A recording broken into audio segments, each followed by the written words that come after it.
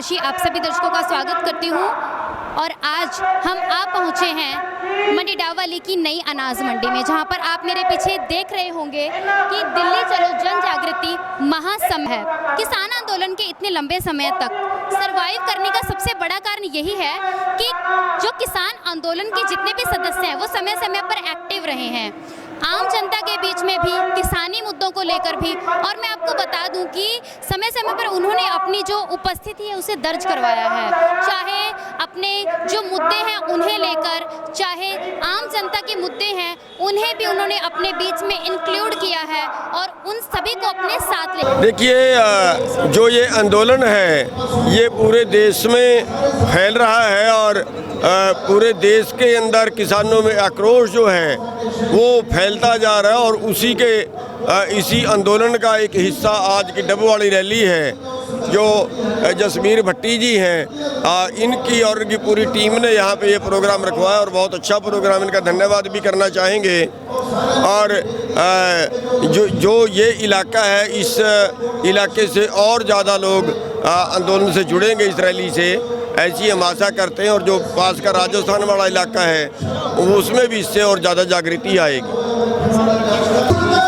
देखिए, हमारे देश में पैसे से सत्ता और सत्ता से पैसे का खेल चलता है, लेकिन उत्तर प्रदेश में गुंडागर्दी से सत्ता और सत्ता से गुंडागर्दी का खेल चलता है। और हमें दुख है इस बात का कि एक हफ्ता गुजर जाने के बावजूद भी अभी तक मंत्री गिरफ्तार नहीं हुआ है। तो जहाँ पे ऐसे लोग सत्ता में बैठेंगे वहाँ पे देश का बेड़ा गर्क होना तय है। तो ऐसे लोग जो है वो जनता का भी फर्ज बनता है कि अच्छे लोगों को राजनीति में भेजें, ना कि इस तरह के लोगों को जो जनता को कुचल डालें, जो जनता को मार डालें।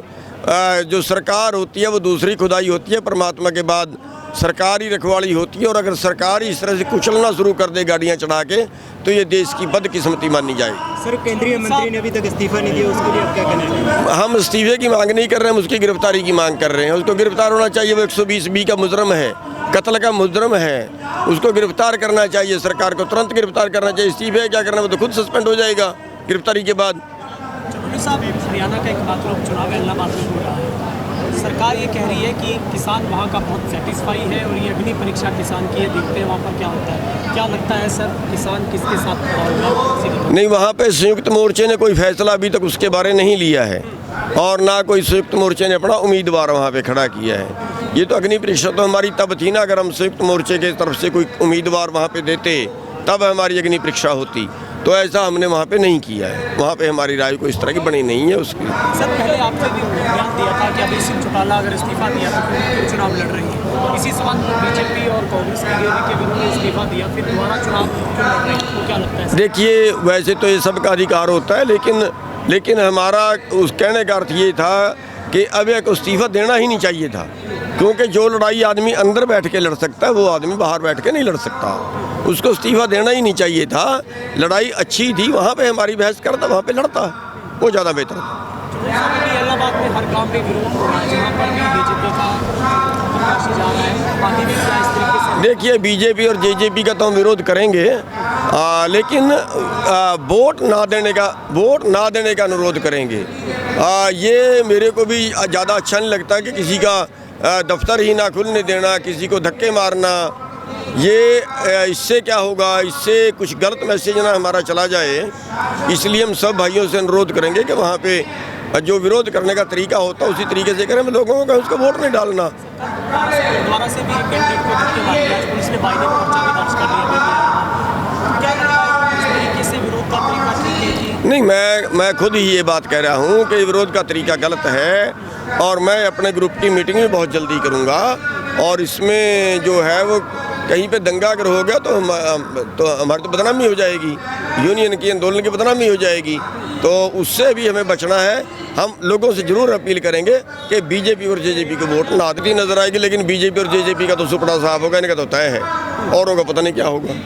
किसान यहाँ का किसका साथ दे, क्योंकि किसान को समझे देखिए इस बात का मैं बता हटा हूँ कि हमने संयुक्त मोर्चे की तरफ से कोई फैसला नहीं लिया है, इसलिए हम कोई ऐसा आदेश नहीं कर सकते कि उसको ही दे, ये नहीं कर सकते। सर, इतने लंबे आंदोलन के दौरान बहुत सारी कड़ियां जुड़ चुकी हैं, मुआवजे की घोषणा की गई है लेकिन दी नहीं गई, यहाँ पर एसिड लीक का मामला। ये हमारी बदकिस्मती है कि इस बार कपास जो है वो बहुत ज़्यादा लाल सुंडी से ख़राब हो गई है, हरियाणा में भी पंजाब में भी, और कुछ भी मुआवजा उसका अभी तक नहीं दिया गया। कई लोग जो कपास वाले किसान थे वो बहुत से लोग सुसाइड कर चुके हैं। तो एक तो वो मुआवजा कम से कम 40,000 50,000 किले का देना चाहिए, ये 10,000 मुआवजा दे देना ये कोई बात नहीं है। तो कम से कम 40,000 रुपया कम से कम मुआवजा उसका मिले, और वो भी तुरंत मिले। ये नहीं है कि नुकसान उसका अब हुआ है मुआवजा उसका साल बाद देंगे, वो कोई तरीका नहीं होता। और भी कई चीज़ें हैं जो, जैसे अब की बार बाजरा है, बाजरे की वो पोर्टल बंद कर दिया गया, उसको नहीं खरीद रहे हैं। जैसे धान है उसमें कई तरह की और उसमें गड़बड़ियाँ करने शुरू कर दी हैं, अभी तक पूरी तरह से मंडियों में खरीद नहीं आई है। तो ये सारी चीज़ें हैं जिनसे सरकार परेशान कर रही है। एक चुनौती सी कल सीएम ने होम मिनिस्टर से मुलाकात की है दिल्ली में सिंघू और टिकरी बॉर्डर को लेकर। किसने? सीएम साहब ने मुख्यमंत्री मनोहर लाल ने गृह मंत्री से मुलाकात की है सिंघू और टिकरी बॉर्डर को लेकर। कल उनका बयान आया था कि उसको खाली करवाया जाए 20 तारीख तक। देखिए पहली बात तो यह खाली करवाने की तो किसी के बाप की ताकत नहीं है, ज़्यादा खाली करवाने का सवाल है। हाँ, रास्ता रोकने की बात है, रास्ता हमने रोका नहीं है, हमारी दोनों साइड से खुला है, रास्ता सरकार ने रोका हुआ है। और वहाँ पे पैदल निकल के दिखा दे आदमी, गाड़ी निकाल के दिखा दे आदमी, वहाँ पे इतने खड्डे जो हमने सोनीपत के एसडीएम को, सोनीपत के डीसी को वीडियो बना के लिख के भेजा कई दिन पहले, कोई रिपेयर नहीं, बिल्कुल जा ही नहीं सकता, कोई जा ही नहीं सकता। बैरिकेड के छोड़िए आगे है, उसके 2 किलोमीटर पीछे कोई निकल ही नहीं सकता। और कल हमने सीएम को भी वो ट्वीट किया है, तो वहाँ कोई रिपेयर तो सड़क की करता नहीं, आगे तो फिर भी दाएं बाएं होकर निकल जाते हैं, लेकिन इधर जो जाम लगते हैं वहाँ से कैसे निकलें। और दूसरी बात, आगे अगर आपने जाके देखा होगा 3 फुट चौड़ी कंक्रीट की और 3-4 फुट ऊंची दीवार की हुई है, सरिये डाल के इतना मोटा एक पिलर पा दिया हुआ है, जितना पुल का पिलर होता है ना, उससे भी ज़्यादा मोटा पिलर, उसमें सरिये और उसके ऊपर जो तार लपेट के कंडा तार वो लगा दी है ब्लेड वाली, चिड़िया भी नहीं निकल सकती उसमें से। उसके आगे 2 लेयर और जो है वो किलों की ऐसे तिरछी किले करके गाड़ दिए। हमने रास्ता थोड़ी रोका, रास्ता सरकार ने रोका, आज वो खोल दो, हम भी आगे जाएं, लोग भी आगे जाएं।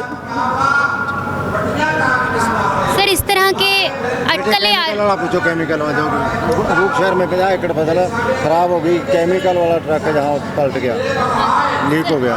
देखिए अगर जहाँ पे ऐसा हुआ उस तो नंबर 1 बात तो जिस कंपनी का वो ट्रक था उस कंपनी को मुआवजा देना चाहिए, और अगर वो ना दे तो सरकार को देना चाहिए, और उस कंपनी से भरपाई करे सरकार। सर, अटकलें आ रही है कि किसान संगठन जैसे विघटित होते जा रहे हैं, तो इस तरह की महापंचायतें क्या संदेश देती हैं सर आम जन को और सरकार को? ये तो जब तक हमारा आंदोलन चलेगा, जब तक लोगों को इकट्ठे करके दिखाना पड़ेगा। लोकतंत्र है क्या?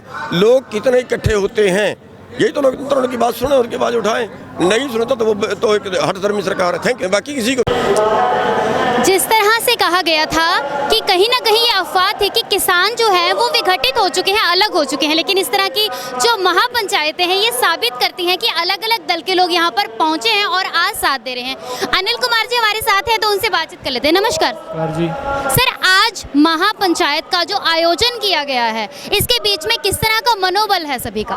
जी, सारे किसान साथी हमारे साथ हैं, और ये दिल्ली चलो जन जागृति सम्मेलन है, जिसके लिए जो संयुक्त किसान मोर्चा है उन्होंने आह्वान किया है, और उसके लिए गांव-गांव की जो किसान यूनियन है वो यहाँ पर आई है और दिल्ली जाने के लिए वो तैयार हो रहे हैं।